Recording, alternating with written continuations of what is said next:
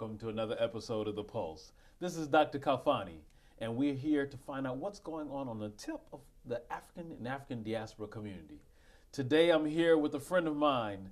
As always, we're always here with friends, but today I'm here with a special guest who's taught here at the college and has taught around the world. His name is none other than Mfundishi Jhutyms Heru El-Salim. It's a mouthful for you, but we're going to find out what all that means in just a minute. And we're also going to talk to him about his long career in teaching martial arts, in studying martial arts, and some of the other things he's done with writing books. He's a professor of Medu Neter. And so what is Medu Neter anyway? So we're going to find out all this stuff right here on The Pulse. But first, join me in welcoming my guest, Mfundishi. How are you doing, brother? Doing excellent. Good, good. It's glad to have you here. So we greet you and we say thank you for joining us. And I want to move into the dialogue to really begin. So you were born here in the city of Newark. Yes, sir. But you lived in Africa, in Tanzania, and elsewhere.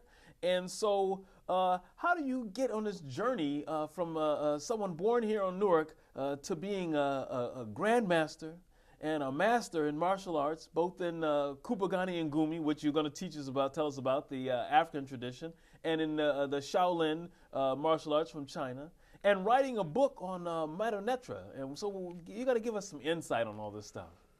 Well, let me explain. As a youth, I spent a lot of time in Africa, in East Africa, Tanzania. But I grew up here from sixth grade on in New Jersey. Mm-hmm. I went to school at J.P. Stevens, North Edison. And I remember being in the seventh grade, and the teacher says, I was like the third fastest in the school, even in the seventh grade. School went to the ninth grade. And he says, are you going to college? And I said, well, you know, nobody in my family has ever went to college. We never had this conversation. He says, well, do your family have $50,000 to send you? I says, no. He says, well, football, son. He says, football and track. Now, football was soccer to us, but soccer doesn't make money. America didn't even have a soccer team in the 1950s or 60s. So he said, American football. So I started playing football. I went to the library, started reading about football and everything. And I was blessed to honored to be on a team called the Edison Jets. And the coach was a former Green Bay Packer, a good friend of Vince Lombardi. And he had the Vince Lombardi attitude towards football. And so I learned football from 7th and 8th grade, went through high school, became all-county, all-state. That got me into college free. So, that followed. But at 14, I met El-Hajj Malik El-Shabazz, we know as Malcolm X, and in 125th Street in Lenox Avenue, where I've been and stuff today. And that kind of really changed my focus, because at being a person who considered themselves an African, most of my friends considered themselves Negroes. So I was trying to not be African, I wanted to be a Negro like them. Until 14, when I met Malcolm, he was like, no, you don't want to be a Negro. You want to be who you are. So I started my African journey at 14. I was the first youth coordinator of the Organization of Afro-American Unity. And then from there, when Malcolm was assassinated, Harvey, I was introduced by Ossie Davis. Ossie Davis kind of took me in. He says, you got potential, young man. And he introduced me to Balovi Harvey. Balovi Harvey introduced me to Mamo Amiri Baraka and Mfundishi Maasi. So I started my martial arts right there. Actually, I started with El-Hajj Malik, but it was just martial art training. We wasn't a school. And then when I got with Mfundishi in East Orange, then I started taking Bondo, Burmese boxing, which is kind of like Muay Thai kickboxing. It's kind of rough stuff. The idea is that you're supposed to be able to take everything you dish out. Now, I know I can't do that because I'm knocking people out with one punch. So I know I can't. How do you condition your nose and your chin, So I don't have that philosophy today. Right. But I started with the Bondo. We were bodyguards of Amiri Baraka in Seafun. We helped put the first black mayor in, Gibson. I was one of his bodyguards, Mayor Gibson, and all of that. So how old were you when you started working with Amiri Baraka? I was in high school, so I was like 15. I was 15 then, 15, 16, 17, all the way till I went to college. And I went to Norfolk State University undergraduate. Okay. And so Norfolk State, what did you major in as an undergrad? Africana Studies. We were the first people to issue in African Studies department. We marched, closed the school down, demanding African Studies at a black school. We didn't have it. So I was in that first wave, and we brought in Africana Studies. So my major was History and Africana Studies at Norfolk State. But I finished there in 3 years and came to Rutgers to do master's program and stuff like that. Okay, and so what did you major in at Rutgers? Again, history, anthropology, archaeology, things of that nature. Okay, so would you say that type of study was the basis for your desire to learn about African history in a way that really prepared you to do what you do today? Yes, because I was just interested in all of Africa. I wasn't generalizing like my homeland was Tanzania, but I was just trying to get all of Africa in. So I was like, I knew all 52 of the countries and their states, their capitals, all of that. And then when I graduated, I was teaching a course at Rutgers, but I was also working at Nyeri Educational Institute. Independent black school named after Julius Nyeri of Tanzania. Right. Brother Charles Gray had formulated the school. I was the first teacher he hired on staff. And so I was teaching Kiswahili, African Studies, African History, and African American History. And for graduation, we brought in Dr. Ben as the keynote speaker. So since I was the history teacher, I had to introduce. So I got a hold of his Vita, and I was like, whoa, this is somebody I need to know. But I didn't really know Dr. Ben up until that point. And so I got introduced to Dr. Ben. Dr. Ben kind of took me under his wings and said, yeah, boy, you got some potential, And so later, Dr. Ben is the one that directed me towards the Nile Valley. So I was just doing all of Africa. When I met Dr. Ben, then the Nile Valley became really important. And then from Dr. Ben, I met Dr. Clark. And then from Dr. Clark, Chancellor Williams, I met that whole cycle. They were all studying. Let me stop you for a second, because Dr. Ben, maybe everybody doesn't know. So Dr. Yosef Ben Yakanin, yes. Dr. Clark is Dr. John Henry Clark. Right. And so these are greats within our historical understanding, people who provided the foundation of the scholarship that we have today. Right. So I got just to sit at their feet. We're gonna keep pursuing that, but we're gonna take just a minute, and we're gonna come right back after this, and we're gonna find out more about how Dr. Ben and Dr. Clark helped Brother Mfundishi get to where he is today on the Pulse.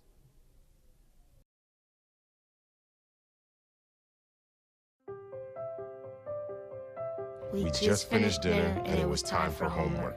He hates homework. It makes no sense. I don't know how he finds anything in his backpack. I can't find my backpack. Finally, we found his assignment. He rushed through it. I wonder if he even learned anything. I wasn't gonna get it right, so I just wanted to get back to playing my video game. At least I'm good at that. I couldn't even read his handwriting. Holding the pencil makes my hand hurt. I know he's bright. Why is it so hard for me? He's I'm just trying gotta as try a hard little as harder. I can. When you can see learning and attention issues from their side, you can be on their side. That's why there's Understood.org, a free online resource for the parents of the 1 in 5 kids with learning and attention issues. Here you'll get personalized recommendations, practical tips, daily access to experts, and more. Go from misunderstanding to Understood.org. Welcome back to the Pulse. This is Dr. Khalfani, and I'm here with my friend Mfundishi. And so today we were just talking about really looking at how Dr. Ben, Dr. Clark, and all these other great scholars influence what you're doing today. Can you just give us a little more about what the value was of their tutelage?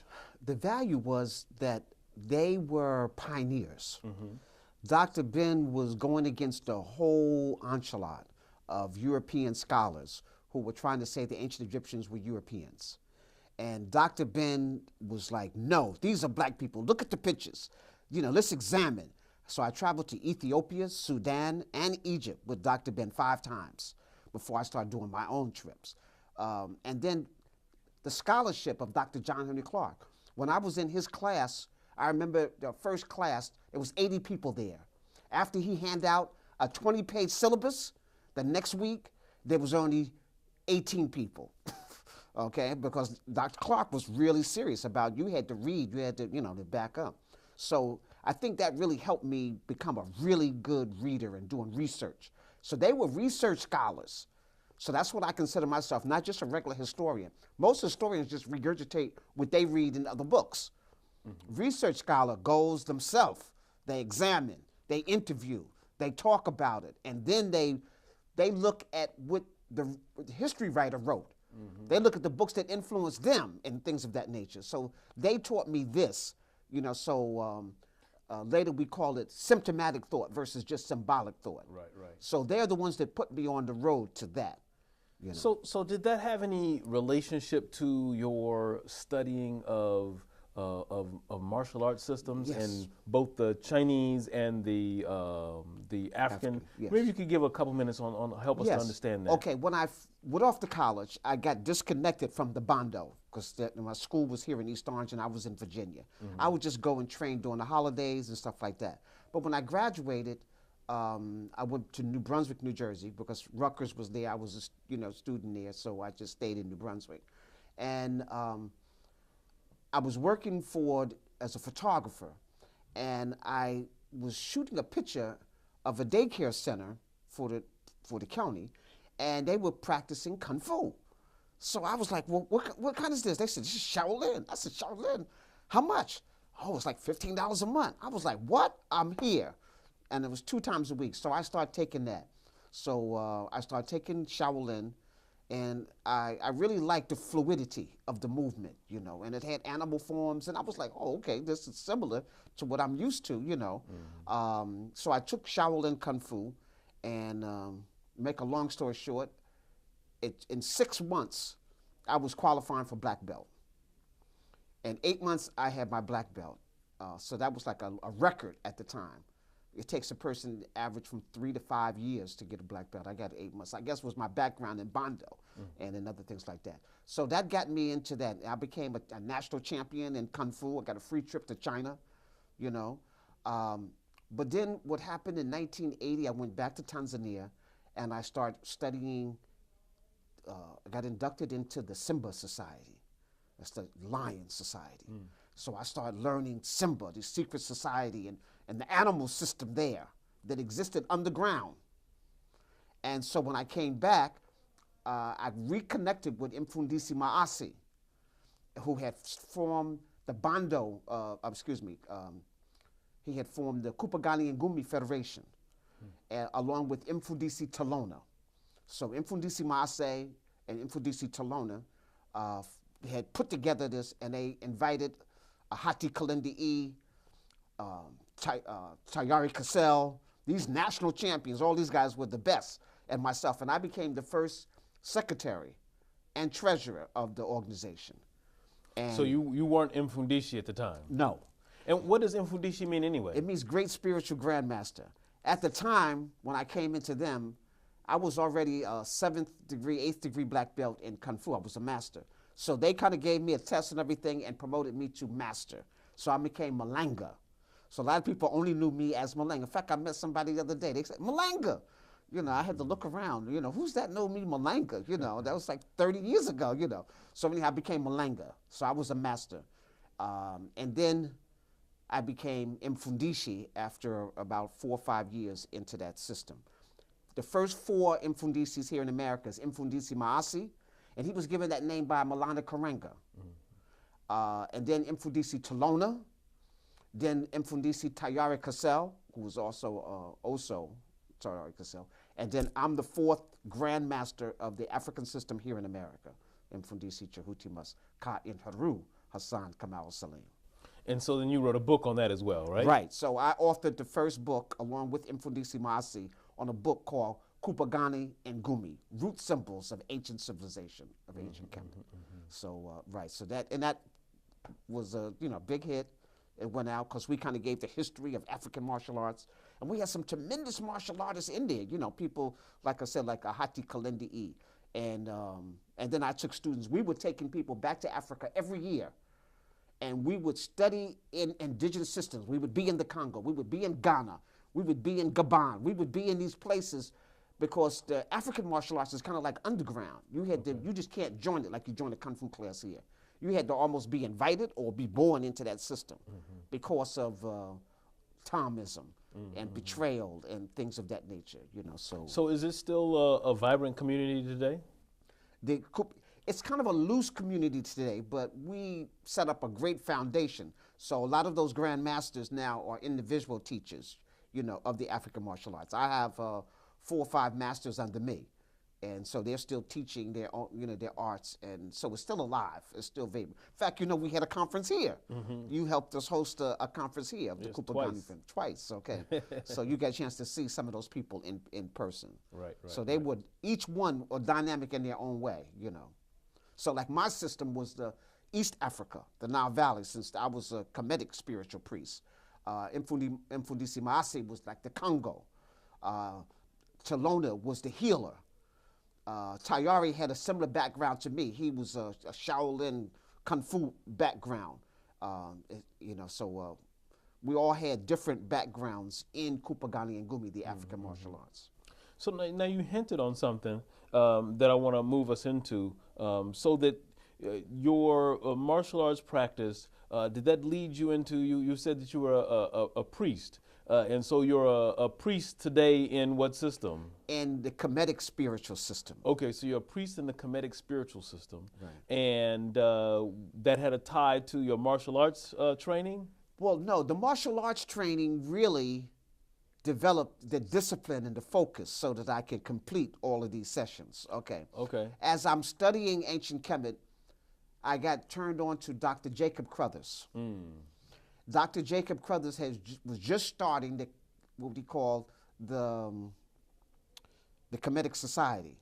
Okay, so we're gonna take a break here. Okay. And we're gonna come back to find out what Dr. Jake Carruthers, who I knew well, taught him about the Kemetic system. So stay tuned to The Pulse.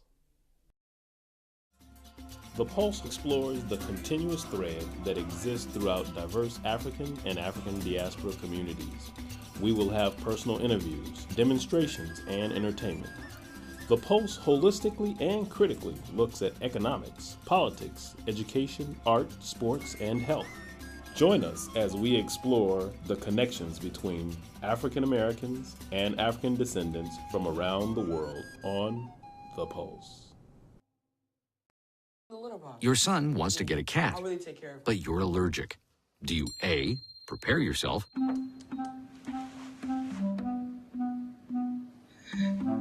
B, make the best of it, C squared equals 25. Good job! or C, find a loophole? When it comes to parenting, there are no perfect answers, but that's okay, because you don't have to be perfect to be a perfect parent. Teens in foster care will love you just the same. Welcome back to The Pulse. This is Dr. Khalfani, and I'm here with Mfundishi. And now you know what Mfundishi means. And so he is a Grand Master. And let's move back into the Grand Master's discussion about the priesthood. So you were saying that you're a Kemetic priest, and that was related to your study of what's going on in Kemet.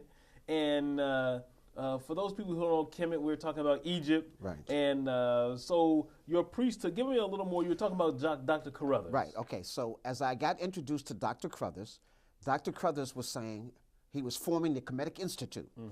And In Chicago. In Chicago, right. And so Sister Richetti was, you know, a founding member, Brother Roberts, you know, founding, you know, all these people were there.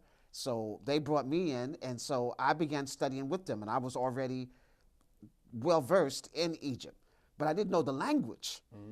So Dr. Crothers had went and talked with Diop.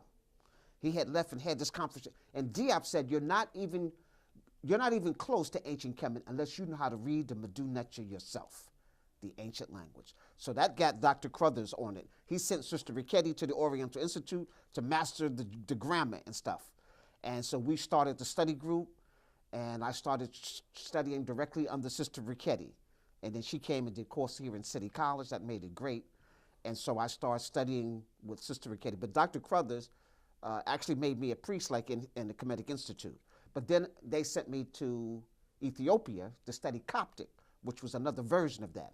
And I was also ordained in Coptic in Lalibela, you know, as a priest in the spiritual system. So both places, here in America and in Africa and in Ethiopia. So okay, so now all those things that you were involved in, and that led to, you know, you got this little book here, little book that you wrote called Spiritual Warriors Are Healers.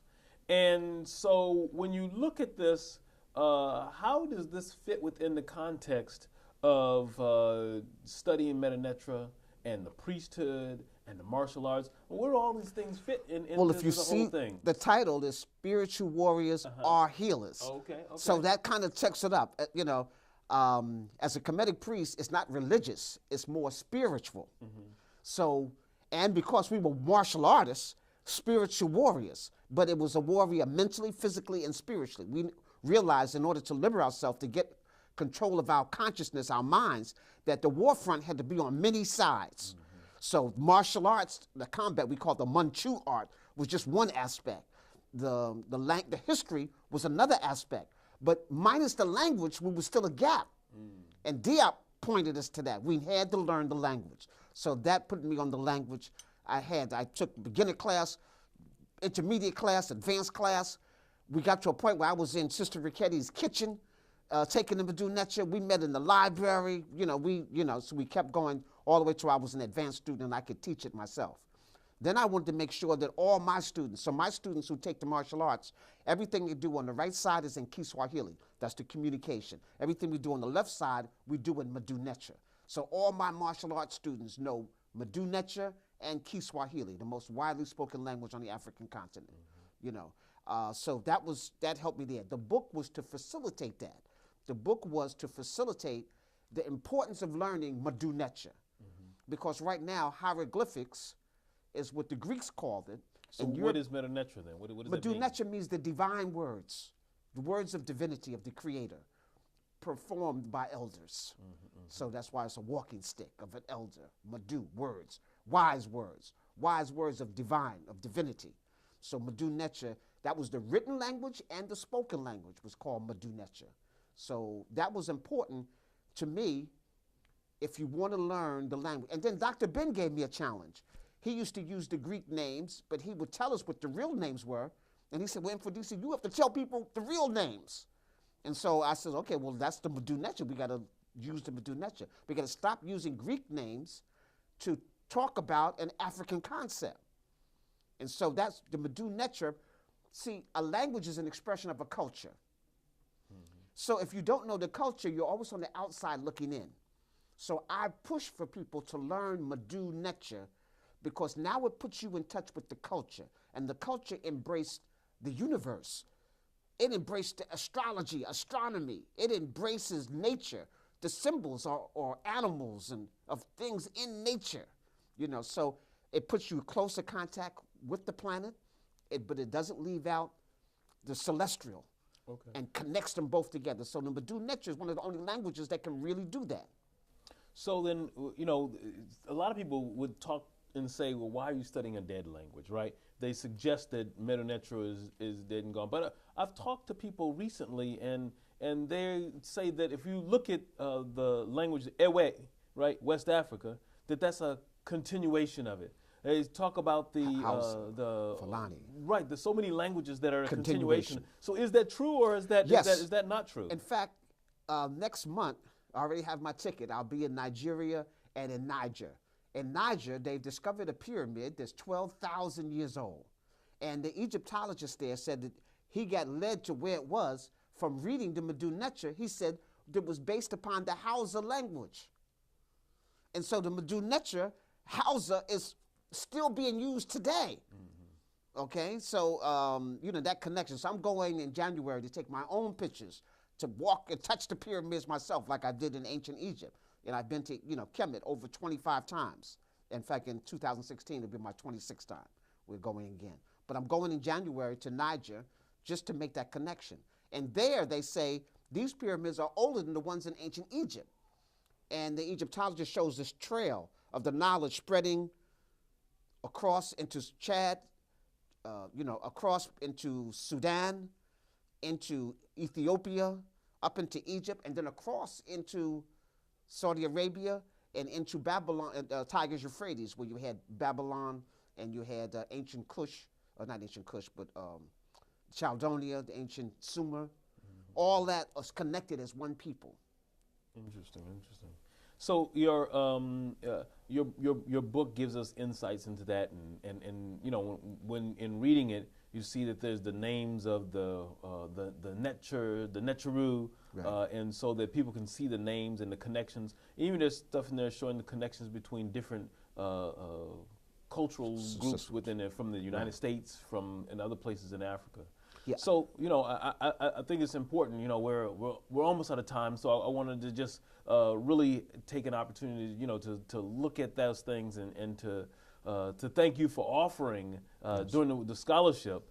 And for even teaching a class, because you taught a class here. We had Medu Neter here at Essex County College 2-3 times now, and so something we're looking to continue doing. Well, it's been fabulous, and I want to thank you for joining us here, and we look forward to you coming up and joining us next time. Asante sana. Yes, Dua. sir. Yes, the dua to you too. So that's it for the Pulse, and I want to thank you all for joining us. This is Dr. Khalfani, and I'm here with my friend, Brother Mfundishi Jhutyms Heru El-Salim. And we want you to make sure that you're exploring the connections between the African and diaspora experience so that you know what's going on. But make sure you do it while on the Pulse.